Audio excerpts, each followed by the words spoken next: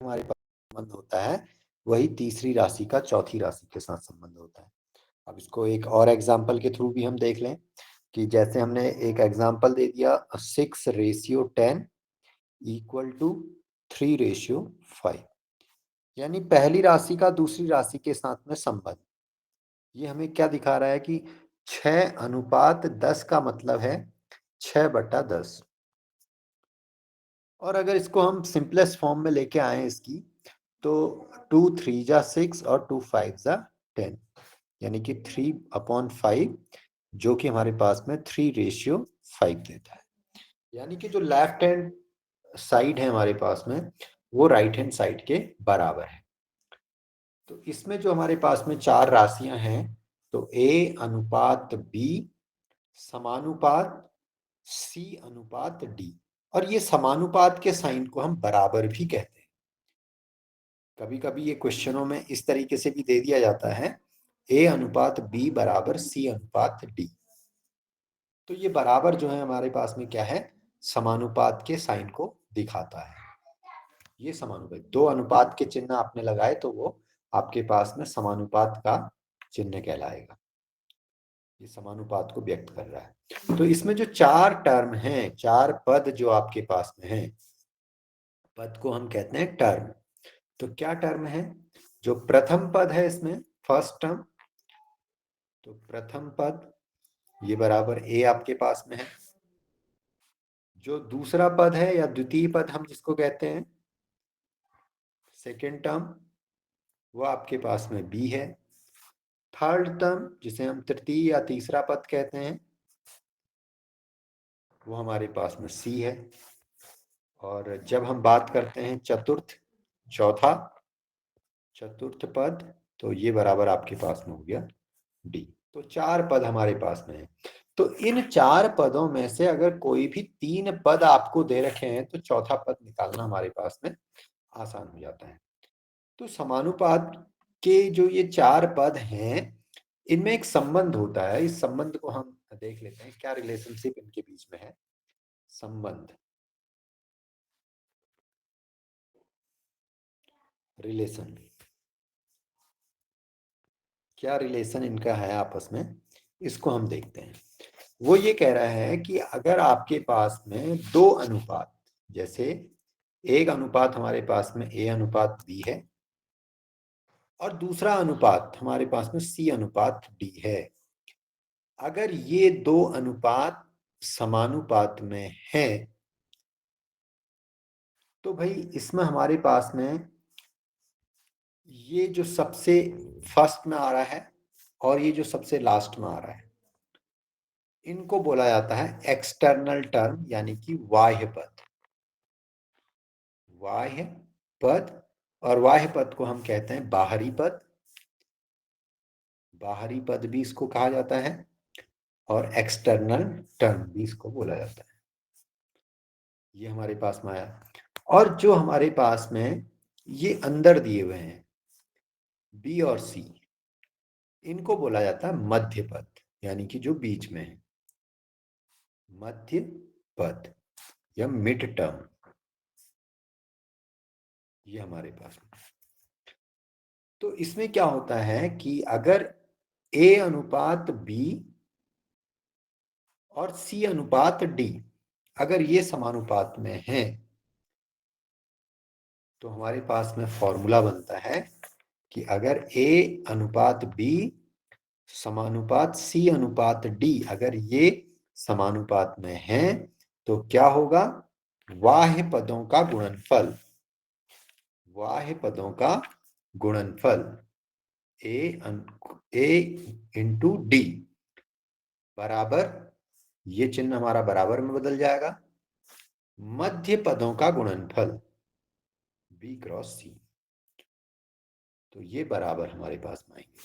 तो या हम इसको लिख सकते हैं, बाह्य पदों का गुणनफल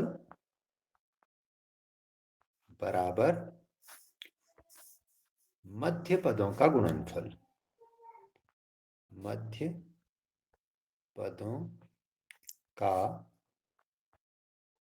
गुणनफल। तो ये फॉर्मूला हमारे पास में निकल के आ गया। अब देखते हैं भाई कि ये क्वेश्चन हम किस तरीके से करेंगे और चेक भी करते हैं कि ये सही है या नहीं है। हमारे पास में एक क्वेश्चन है। क्वेश्चन ये दिया कि 2:5 और 6:15 समानुपात में है या नहीं। समानुपात में है या नहीं, ये हमको दिखाना है। दिखाइए कि 2:5 और 6:15 समानुपात में है या नहीं। तो समानुपात में है या नहीं दिखाने के लिए हमको पहले इसको प्रूफ करना होगा। किस तरीके से कि माना 2:5 समानुपात 6:15 है। तो है तो भाई क्या होगा, अगर ये समानुपात में है तो कंडीशन हमारे पास में क्या होगी। कंडीशन हमारे पास में होगी कि जो बाह्य पद हैं इनका गुणनफल बराबर जो मध्य पद हैं इनका गुणनफल, ये बराबर होना चाहिए। तो भाई 15 दूनी 30, ये तो 30 आ गया लेफ्ट हैंड साइड, बराबर 5 छक्के 30। तो 30 इक्वल टू 30, जो लेफ्ट हैंड साइड है वो भी 30 है और राइट हैंड साइड भी 30 है, ये दोनों बराबर हैं। तो इसका मतलब 2:5 समानुपात 6:15, यानी कि 2:5 और 6:15 समानुपात में है। एक बार फिर और समझ लेते हैं इसको, एक और एग्जांपल ले लेते हैं। अगर आपको समझ में आया है तो अच्छी बात है, नहीं आया है समझ में तो एक बार और प्रैक्टिस करिए। लिखिएगा एक क्वेश्चन,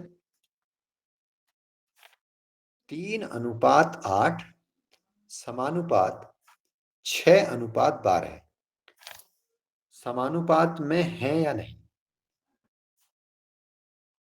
समानुपात में है या नहीं, ये आपको बताना है।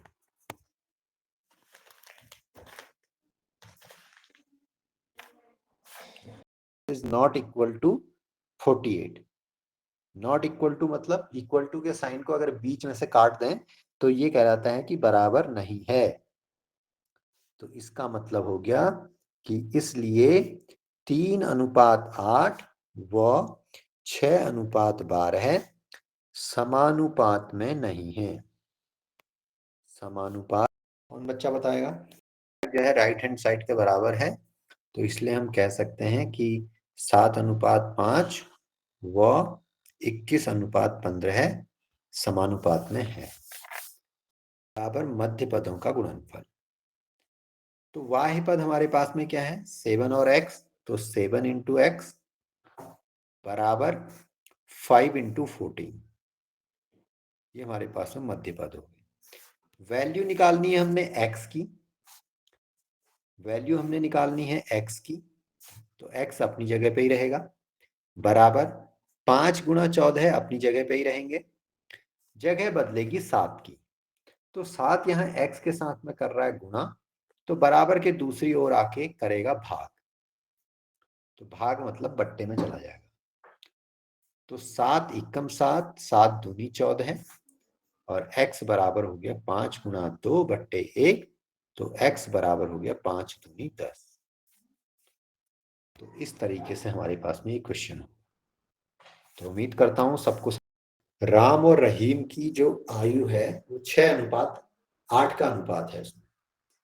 यदि रहीम की आयु 24 वर्ष है तो राम की आयु क्या होगी। तो सबसे पहले से हमने इसमें ये देखना है कि किन के बारे में बात चल रही है। बात चल रही है राम के और रहीम के बारे में। तो हम सबसे पहले ये कर लेते हैं, राम अनुपात रहीम समानुपात राम अनुपात रहीम। राम अनुपात रहीम। ये हमने दे दिया भाई। अब उसने ये कहा है कि इनकी आयु में अनुपात 6:8 का है। तो राम का नाम पहले आया है तो भैया राम के लिए 6, अनुपात रहीम के लिए 8, समानुपात। अब यहां पे उसने कहा है रहीम की आयु, तो ये तो राम लिखा है भाई, तो राम के लिए हो जाएगा x अनुपात रहीम के लिए आ जाएगा 24। अब आपके लिए आसान हो गया भाई करना, क्योंकि इस तरीके के क्वेश्चन आप कर रहे हो। तो इस तरीके के क्वेश्चन कर रहे हो तो फटाफट इसका रिजल्ट निकाल लेते हैं हम। क्या होगा हमारे पास में, 6 से हमारा 6 × 24 बराबर 8 × x। मान निकालना है x का, यानी कि राम की आयु का। तो 6 × 24/8, 8 एकम 8, 8 तियन 24, और 6 से गुणा किया तो 6 तिया 18 बराबर x। तो भाई राम की जो आयु आएगी वो 18 वर्ष आएगी। अब चेक भी कर लेते हैं भाई कि हम सही कह रहे हैं नहीं कह रहे हैं। हमारे पास में है 6:8 समानुपात x की जगह पर 18 अनुपात 24। ये दोनों हमारे बराबर आने चाहिए। तो ये 6:8 है, तो इसको भी देख लेते हैं भाई, ये भी 6:8 आ रहा है नहीं आ रहा है, 18/24। तो 3 छक 18 है, 3 अट्ठे 24, यानी कि 6/8 बराबर 6:8। तो 6:8 यहाँ है, समानुपात ये भी 6:8 आ गया। तो कितने ही तरीके हैं, किस भी तरीके से आप इसको सॉल्व कर सकते हैं।